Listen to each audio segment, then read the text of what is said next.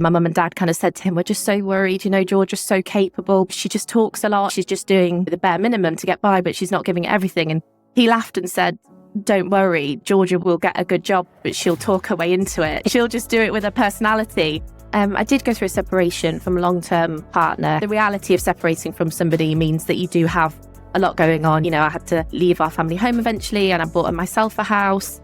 And that became very stressful. It was actually just after COVID, so just a stressful time for everybody. Basically, on and off, I was unwell with what I thought was a chest infection. I'd visited the doctors multiple times, just very short of breath, coughing regularly, sharp pains in my chest when I was taking deep breath. I started to get pain in my car, couldn't walk very well. And it ended up being that I did have a blood clot in my leg. And the hospital said, what we're trying to do is avoid that travelling to your lungs, which is called a pulmonary embolism, and it's extremely life-threatening.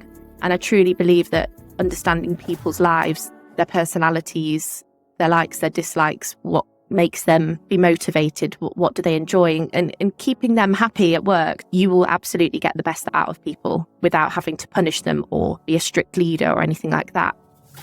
Welcome to the iGaming Leader podcast, where we uncover the human side of some of the most inspirational leaders in our industry. I'm your host, Leo Judkins, and as an ex-iGaming director turned performance coach, I've worked with over 200 leaders from companies like Entain, 365, Flutter, and many more to help them build the habits to achieve sustainable high performance. In these episodes, we share exactly what it takes for you to achieve the same. So with that being said, let's dive in. Hey, everybody. Today, I'm joined by Georgia Parry, who's Director of Key Accounts at Blueprint. I'm so excited to talk to you today because you've got such a remarkable career in just 7 years. You've gone from office administrator to director. Super impressive. And people see that success, of course, but you've gone through, like as we spoke about before, you've gone through so many challenges as a single parent. You've faced health scares. We're going to talk about all of that. But first of all, I just want to say thank you for joining me on the iGaming Leader. Thanks for having me. Honoured to be here, and excited to talk to you. Hopefully I can give some interesting stories for people. Let's just start there, actually, about that amazing journey. I often think that people see that from the outside. They see a big title and they see you're in your position now. But first, can you just tell us a little bit about what your role is today and what you do at Blueprint?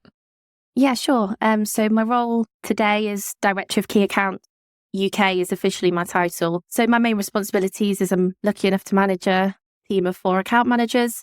Our main focus is predominantly the UK, just because Blueprint is so big in that market, and that's the majority of where we get our revenue, where we focus and where our content does well. But naturally, operators that operate in the UK have international business. So we kind of look after the key kind of UK sports books, casinos, the bigger groups like the Entains and the Flutter and Evoke and things like that. And so everybody has UK business, but also international. And then with that falls in line to people like BetMGM. So we have Ontario business, and we're kind of responsible for the relationship between Blueprint and our operators, kind of working alongside operators to align strategy, to make sure Blueprint are doing all we can to be the best in the market, that we're keeping up with the times, that our commercials are in the right place. Just kind of overarching face of the business, really, and keeping that kind of moving forward as much as possible. Love it. Hey, let's start at the beginning. You told me that you had a science teacher, right, that told you that you'd talk yourself into a career. It sounds like a really good story. So can you tell me a little bit more about that prediction and how that worked out for you? Yeah, absolutely. So at school, I was a big talker, so to say, and my feedback in all parents' evenings and reports, more secondary school than primary, was Georgia's great, very capable, but very easily distracted, spends a lot of the time talking to her friends, laughing. So often my parents are still very involved and really wanted me to do well at school, trying really hard to get me to do more at school. And I would sit and cry in the summer holidays because my dad would be doing maths paperwork with me. It's a story we still talk about now. It was my poor dad, really, would just spend hours and hours trying to improve my maths because I would just have not concentrated in class and things like that. And I managed to get, perfectly fine GCSEs, kind of did the bare minimum, I'm not proud to say, just to get by. School just wasn't, I like the social side of school. I wasn't there for the work aspect. I was not naturally academic and enjoyed that part of it. And one of our science teachers had a really just a bit of an affinity with. I really enjoyed him as a teacher. I thought it was very engaging, very fun, kept lessons kind of interesting. And parents' evening one day, my mum and dad kind of said to him, "We're just so worried, Georgia's so capable. She just talks a lot and she's not giving it her all. We know she could be better than she is. She's just doing, the bare minimum to get by, but she's not giving it everything." And he laughed and said, "Don't worry. Georgia will get a good job, but she'll talk her way into it. She'll be fine. she'll just do it with her personality." And my mum was like, "Oh God, okay, am I just supposed to rely on that for forever?" And she still talks about it now, and they didn't tell me massively at the time. They kind of only told me when I was an adult. So yeah, one of those stories that ended up probably being a bit true, really. I love that. That's so cool. The big thing I'd love to talk about really is with your story of joining Blueprint and starting as an office administrator. 7 years later, you find yourself as a director there. Can you tell us a little bit more about maybe your proudest moment in that journey? I'd love to hear what that looked like. Can you take me back there? I'd say my proudest moment is honestly being asked to move out of the office admin role and would I consider moving into an account management coordinator role, like a support role. And I'd only been in the job 6 months, and I remember feeling really super excited and proud of myself. And, it was just such early days, and I never envisaged that this business would ever be more than just a stopgap and an admin job. So I think I remember ringing my mum, and I was just so excited at the prospect of what could be in the future, that I would ever be considered to be in the commercial team. And yeah, I'd say that was probably the pivotal moment, obviously, where it became a job to a career. So yeah, I'd say that is probably my proudest moment, and that I was considered in that aspect early doors. So yeah.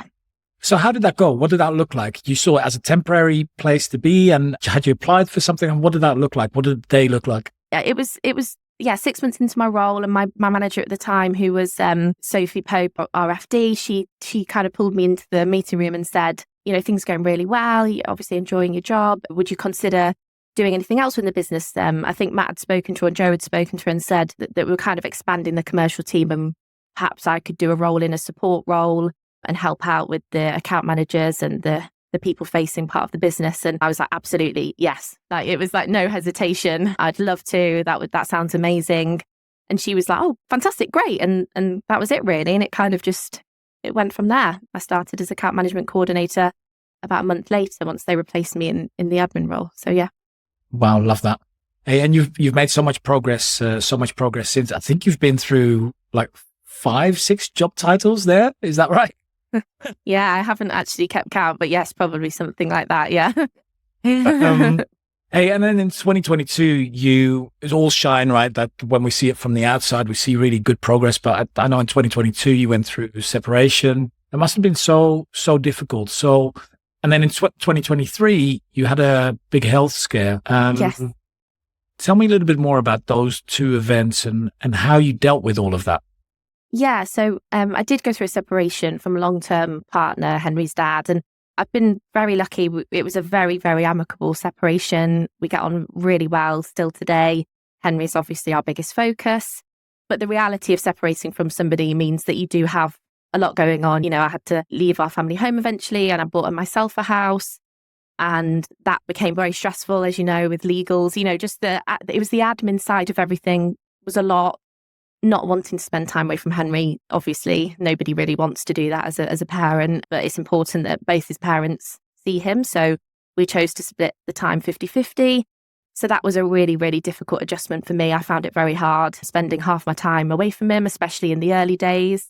And yeah, just kind of doing that alongside, it was actually just after COVID. So just a stressful time for everybody. I think everyone had their own problems and their own stresses, and I'm not the only one. So I navigated it at the time. I found work became my focus, really, like my constant, if that makes sense. Kind of always there for me to focus on, to concentrate on.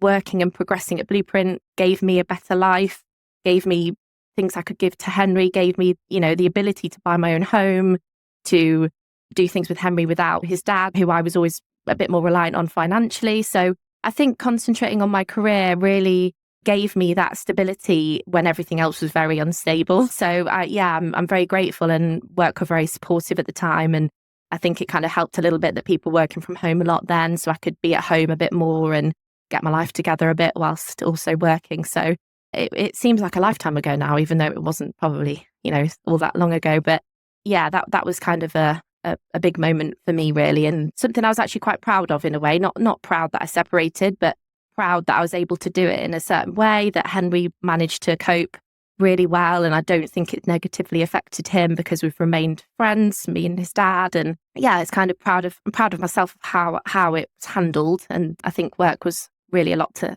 thank for that in the process too. Yeah, you should be very proud of that, because that is such a whirlwind, right? It's not just the separation, it's the moving. It's like you said, all of a sudden 50% of your time you're no longer see your son, who you're spending all that time with normally, especially coming out of lockdown, I'd imagine, where you were on top of each other even more than we would normally be, right? Yeah, absolutely. Yeah. Quite extreme. Yeah. It was, and it was difficult. I did, spend some weekends crying as he left to go to his dad's and things like that. But you soon adjust, and I've kind of learned that I'm a true believer in trying to look at things in a positive light where you can. There's always caveats to that, of course, but a lot of situations I do think you can always try and look at the lighter side of it, or look at what it can give you rather than what it's taken away. And it has allowed me to comfortably progress in my career without having mum guilt, because if I'm not with Henry anyway, I may as well travel for work or spend a bit of time working in the evening or, networking. Whereas I think if I'd have been at home with Henry all the time, I would have probably talked myself out of doing some of those things, because in my head, I should have been at home. Whereas because he's with his dad and I couldn't see him anyway, it's kind of given me that freedom, I'd say. To almost permission. Permission to do things and without guilt, because I'd be thinking, well, I wouldn't be with him anyway. So I may as well go to Leeds and see people, or go to London and do a dinner with clients, or maybe travel to Gibraltar for 3 nights instead of 2, kind of just expanding what I would have probably allowed myself before, which I think has helped me a little bit progress, in this job, which needs somebody to be able to travel. So the flip side of the separation and spending time away from Henry is that. And of course, if somebody said to me, would you rather be with Henry? The answer is, of course I would. But that's not a reality for me. So I try and look at it in a positive, which is use that time effectively to progress myself, be a better mum, to show Henry that I can be successful, and that there's a world out there and there's jobs out there that will let you travel the world, and it's all out there for everybody if they want to get it. So it's an area that in the middle of it, it's so difficult to then kind of see the end results, right? The outcome. How do you juggle all these things? And you've overcome those challenges, you've navigated through it, you've come out better mum, a better business person, but then you had a health scare in 2023. So yeah, I did. Yeah. Kind of want to shine some light on this, more just for awareness, really. I don't want anyone to listen to this and think it's a woe is me or a sob story. It's not. It's just what happened to me could happen to everybody, really. And so basically on and off, I was unwell with what I thought was a chest infection. For about 12 months, I'd visited the doctors multiple times, just very short of breath, coughing regularly, sharp pains in my chest when I was taking deep breaths, things like that. Nothing that you would be overly worried about, which I think is why I'm trying to share some exposure on it, because it wasn't anything you'd have rushed to the hospital for or rushed to the doctors for even. You'd probably have thought it's a viral infection, I'm just going to ride it out. And we actually took some customers to the rugby, and I got really sick at the rugby. I was really painful in my chest and things like that. And when I got scanned at the hospital a week later, they did an X-ray, all was clear. And so I had regular checks and nothing could really be seen. And then about 12 months later, I started to get pain in my calf, and it was really quite noticeable. Couldn't walk very well. It was a slightly different colour to the other one. It seemed quite swollen. The chest pains and everything remained. They were on and off and they were back. So I decided to go to the doctors. I said to my partner, I think my leg's so painful, I'd really like somebody to take a look. And they suggested I went to A&E just to rule out a blood clot in my leg, which you just tell yourself, of course, that's absolutely not what that is. And it ended up being that I did have a blood clot in my leg. And the hospital said, what we're trying to do is avoid that travelling to your lungs, which is called a pulmonary embolism, where the blood clots travel to your lungs, and it's extremely life-threatening. And so they were saying, what we really need to do is stop that happening. We need to put you on some anticoagulants, blood thinners. And so they sent me home with blood thinners. But I did say at the time, what are the symptoms of it going into your chest?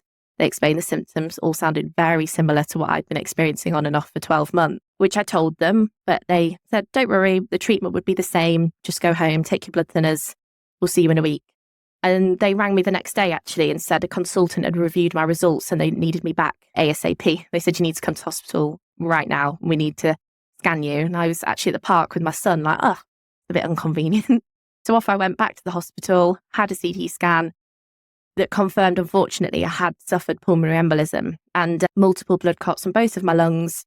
And they travelled, and because they'd been there for so long, it had caused my heart to fail on the right-hand side. And that is a sign that you've had them for quite some time. So they're very confident I lived with this for probably 10 months to 12 months. And if you ever Google the life expectancy of somebody who has pulmonary embolism for that long, it's not very positive. So I was extremely, extremely lucky that I fortunately managed to live with that for so long without any repercussions. I mean, I recovered fine. I stayed on the anticoagulants. I've got to be on them for the rest of my life because they don't really know why it happened to me. All the doctors were perplexed because I'm not overweight, I don't smoke, I don't really heavily drink, like I'm not a big drinker. Socially, I drink.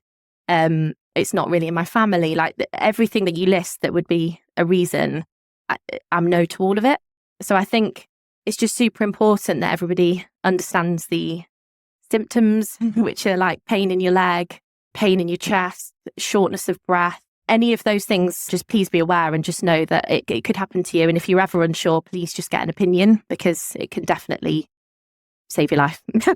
Wow, that's so heavy. So I'd love to hear just from while you were in that, right? While you were experiencing those pains, and for people that may be now experiencing the same thing, what were some of the things that were going through your head before you even know that anything was going on? Yeah, I just thought it was a chest infection. I've been treated a couple of times with antibiotics. Then I was told it was viral. I think that was what concerned me the most, is the pains were not anything. It didn't stop me doing anything. It was just something you'd notice. It wasn't scary. It wasn't anything I would have been worried about at the time. It was just very much like, oh gosh, the chest infection's back. I was still able to do my day-to-day life, go to work, look after Henry. To me, it was quite, noticeable, but not life-changing symptoms or anything. So and obviously in this industry, travel is huge, and international travel, long-haul travel, which can increase your chance of blood clots, as we all know, that's the thing. You hear these things where you wear your compression stockings on a long-haul flight. Who does that? They look silly. Please wear them. If your flight's over 4 hours, please wear them. Because there's just no, what have you got to lose? Me and my friend went to New York a few years ago and we wore our stockings. This was after I'd had my health scare and stuff. And she was next to me wearing her stockings, and they look a bit silly, but it doesn't matter. I just think it's the age-old thing, isn't it? Keep healthy, keep fit, try and look after yourself, drink lots of water, and just do everything you can to avoid those things, really, as much as possible. Yeah, makes sense. Thank you for sharing that. How did you feel, Georgia, afterwards? Once it was identified as the cause, and how did that process go? So, what were the steps that you were taking after? Well, after, it's actually remained quite active. So the worst thing you can do is sit around and do nothing. Kind of move around, keep active. Obviously, took my anticoagulants, keep hydrated. I wasn't allowed to travel abroad for about 3 to 6 months until they were confident that the blood clots had gone. Really, to be honest, within a few days of taking my medication, I felt great. All my symptoms disappeared. It was really a relief. And also the doctors reassured me that because I'm on this medication, the chances of it happening again are just so slim, as long as I remain, all the things I've already discussed, don't put myself at risk. I'm probably the least likely for it to happen again. Next to somebody on a flight, I'm less likely for that to happen because I'm on this medication. So you always trust the doctors, don't you? And I think they gave me a huge amount of confidence that everything will be okay. I'm lucky that I've got a big group of friends that are all nurses, and they absolutely were like, this happens every day to people. You're going to be fine. You're on the right treatment. It's all okay. Obviously, it was a worry and I was very frightened when I first found out, but I think quite quickly you adjust and you just trust that they know what they're talking about. And, don't get me wrong, it goes through my mind sometimes. Traveling long haul flights, it makes me a little nervous, but it doesn't stop me doing anything. So, yeah. You just got such a positive mindset, because some people would just be angry for the fact that it hasn't been found out earlier, right? Or other people would be super frightened all the time, or you sound so positive in life with all this adversity that you've gone through, that you've learned through, and that you've grown through. Have you always been like that? Probably not. No, not so much. I think I've always tried to be kind of positive. I just think everything's relative. And I think if you can always remain aware of that, and that your problems, there's always somebody suffering something a little bit worse, and that doesn't take away what's happening to you or anything like that. And you can absolutely take time to process that. But for me, life is so short, as we all know, and you don't really know how long you've got. And I just think to waste any of it being negative is just pointless. The one thing you have control of is your mindset, I truly believe, unless, of course, you're suffering mental health and things like that. But I think generally speaking, you can control how you react. And that's the main thing you have control over. If you can always try and be positive, look at things from a positive light, makes life easier. And I think it takes so much more energy to be negative, to be moaning, to worry, to waste time thinking of things that might never happen or worrying about the future if it's out of your control. I just think as long as you're controlling what you can control, try really hard to kind of put everything else out of your mind and just think, and if there is negative things, try and look at if there's even just a tiny bit of positive that comes off the back of that. Focus on that, and always remembering to be grateful as well. I think being grateful is something that's really important. And I think if you try and really hard to remain a little bit more open and keep perspective and think about things from others' point of view, it really has helped me. When I started my job at Blueprint, I kind of took that as a bit of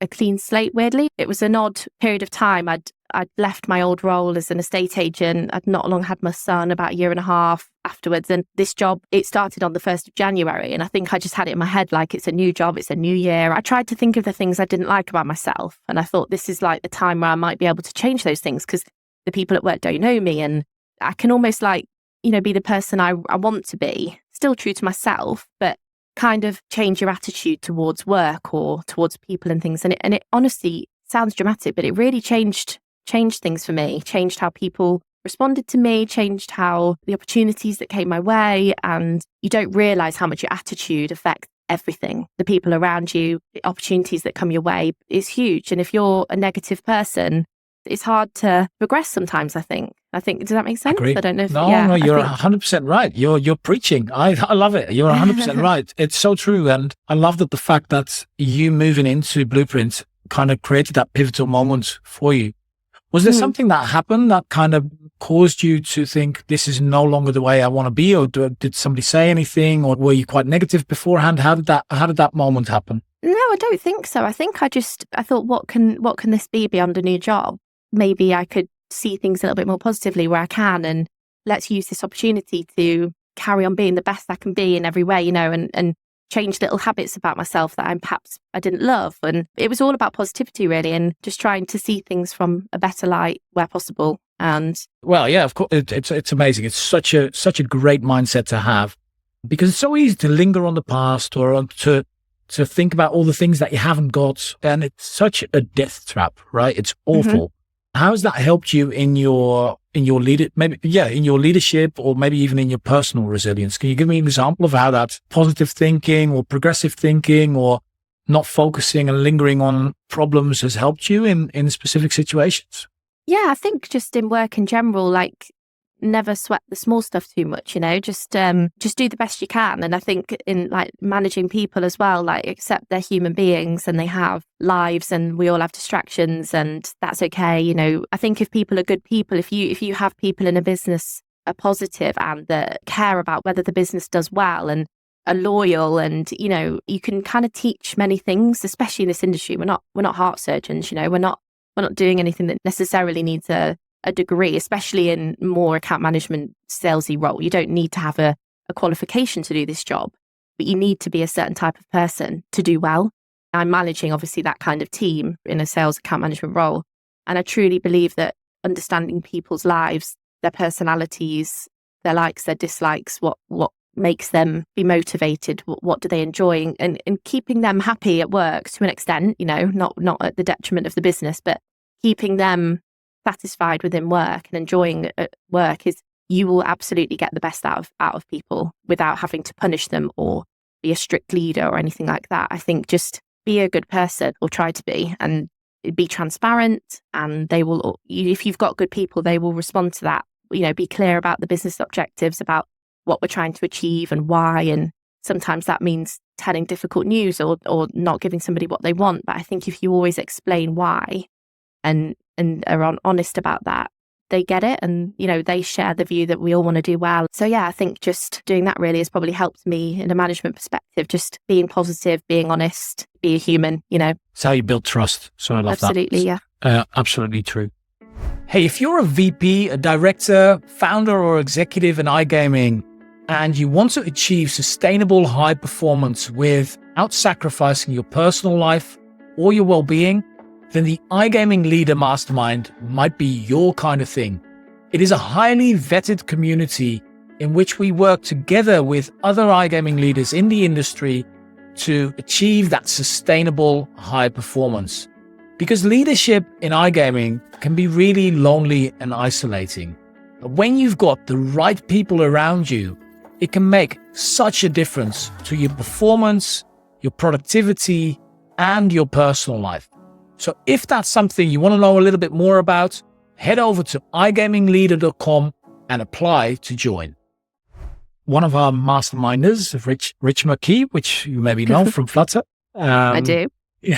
Who is asking, how do you balance being liked and respected in a business where stakeholder relationships could be quite firmly established with operators and key points of contact? Oh gosh, okay, it's a really good question.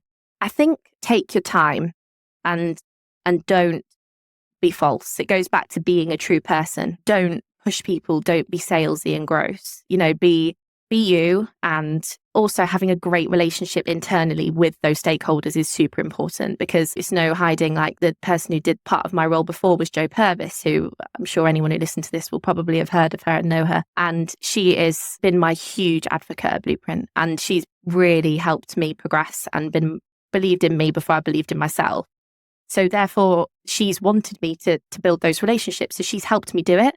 And I think that goes back to what I was saying at the beginning. If you're a good person with a good attitude, people will want to do those things for you. It's not from a false, you should never do it like in a manipulative way.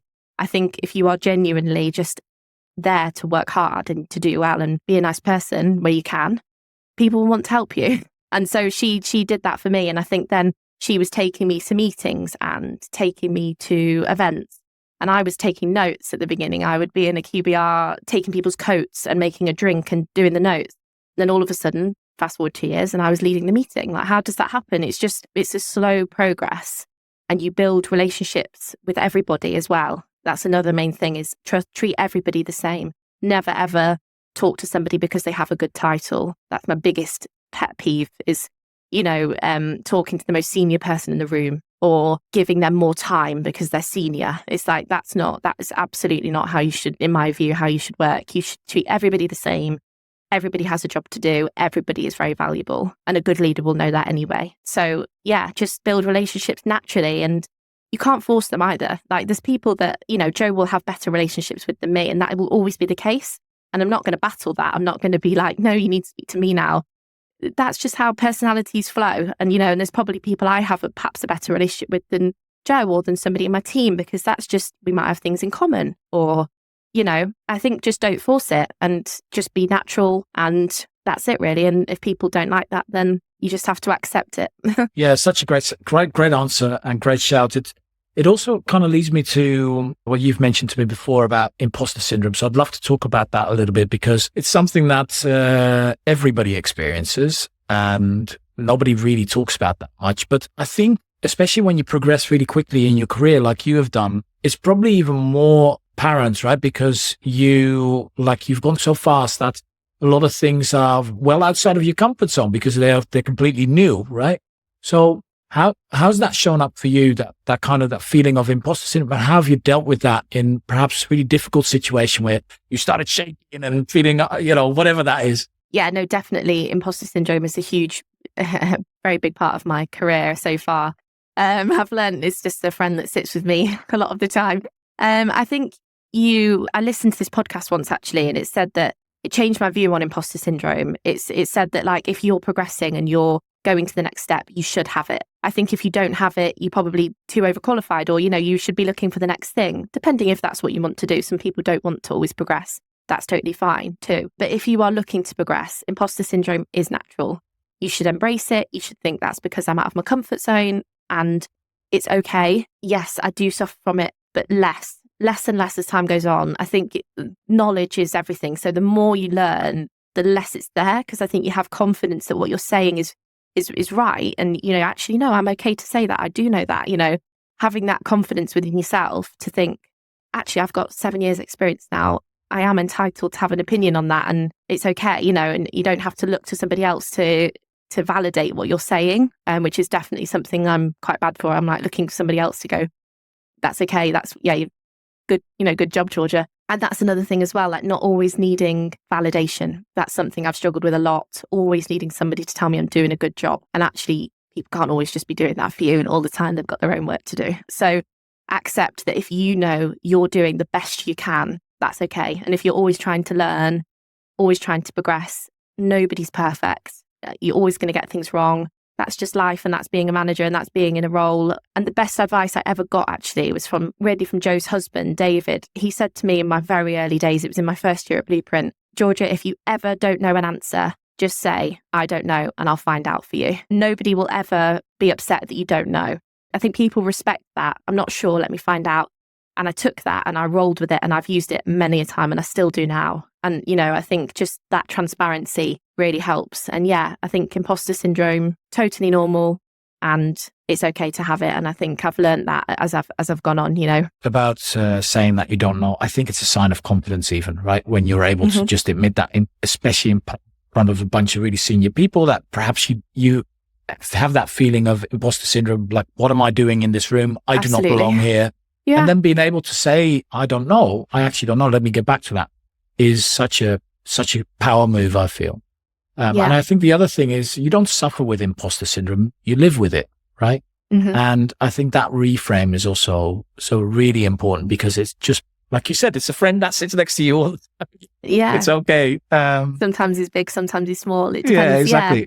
And also being around people who let you make mistakes. I think that's super important. So Blueprint culture is brilliant for that.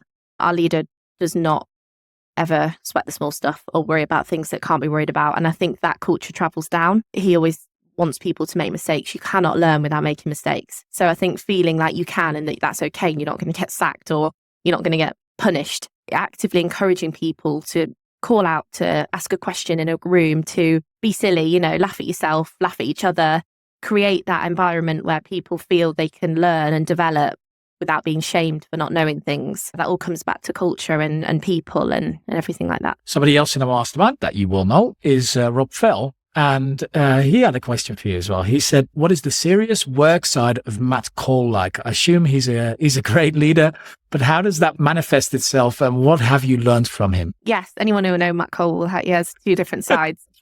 He is an amazing leader. It's making me cringe saying this, because if he listened to this, he'd be sick in his mouth. But by far the best person I've ever worked for. Not that I've had loads and loads of jobs, but as a leader, as an MD, he's fantastic. I think just his attitude to life, to what I was saying before, he doesn't worry things. He's very stable. I don't know just so consistent. So he would never come into work and be shouting or, he's just unsinkable, sort of that anchor that everyone's looking at all the time. And I don't think he really knows he's doing it, to be honest. I don't think it's conscious. I think it's just, he's just not fazed by things. He always says, we're not heart surgeons. We're not, don't overthink it. Don't stress it. That in itself is huge. That culture of people just feeling safe, feeling at ease. You can make a mistake. He's obviously super clever as well. Clearly good at what he does. Otherwise, Blueprint wouldn't be where it was today and where it is today. And yeah, he's just very knowledgeable,